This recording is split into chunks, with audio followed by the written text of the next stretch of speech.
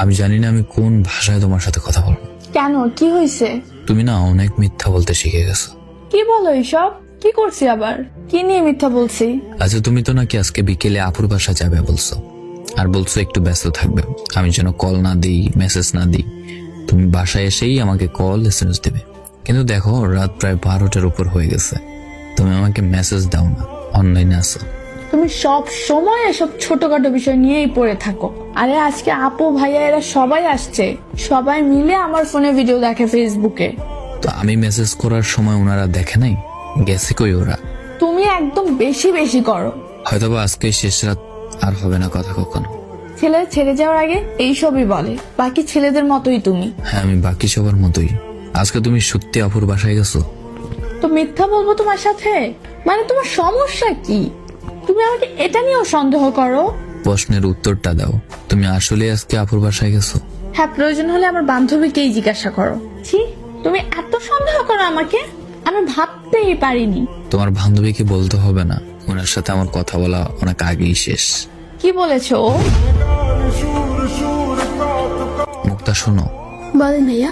আচ্ছা, রাইসা আজকে কই গেছে? কেন? বলো প্লিজ।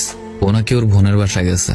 আগে যে কোনো জায়গায় গেলে ও আমার সাথে কথা বলা ছাড়া থাকতে পারতো না, কিন্তু এখন ও ওর বোনের বাসায় গেলেও নাকি আমার সাথে কথা বলতে পারবে না। কল দিতাম না, মেসেজ দিতাম না, এসব বলে। ভাইয়া, আপনাকে আমি আর মিথ্যে কথা বলতে পারবো না দিনের পর দিন। আমাদের ফ্রেন্ডশিপ নষ্ট হয় হোক, তবে একটা ছেলের জীবন তো বেঁচে যাবে। রাইসা আসলে আজকে ওর বিএফের সাথে দেখা করতে গেছে। বিএফ মানে ও রিলেশন করে অন্য কারোর সাথে? জি ভাইয়া, ও আমারে মানা করতো এসব যেন না জানে আপনাকে, কিন্তু বেশি বেশি করতেছে। আমিও মিথ্যাবাদী হচ্ছে আপনার কাছে, আর পারছি না ভাইয়া। ওরা আজকে চাঁদপুর বড় স্টেশন ঘুরতে গেছে, আমারে বলে গেছে যদি আপনি জিজ্ঞেস করেন তাহলে বলতাম আপুর বাসায় গেছে। আচ্ছা, ছেলেটা কোথাকার? চাঁদপুরেরই, হাসান লালতে পড়ালেখা করে। মুক্তা যখন সব বলেই দিয়েছে, তাহলে আর লুকানোর কিছু নেই।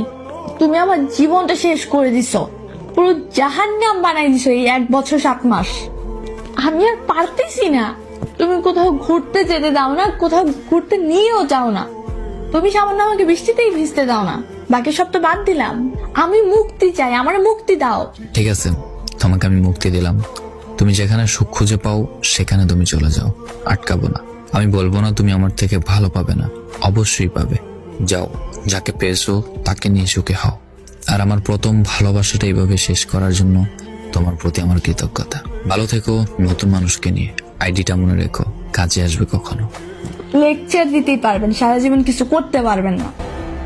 তুমি বুঝনি আমি বলিনি, তুমি স্বপ্নতে কেন আসনি?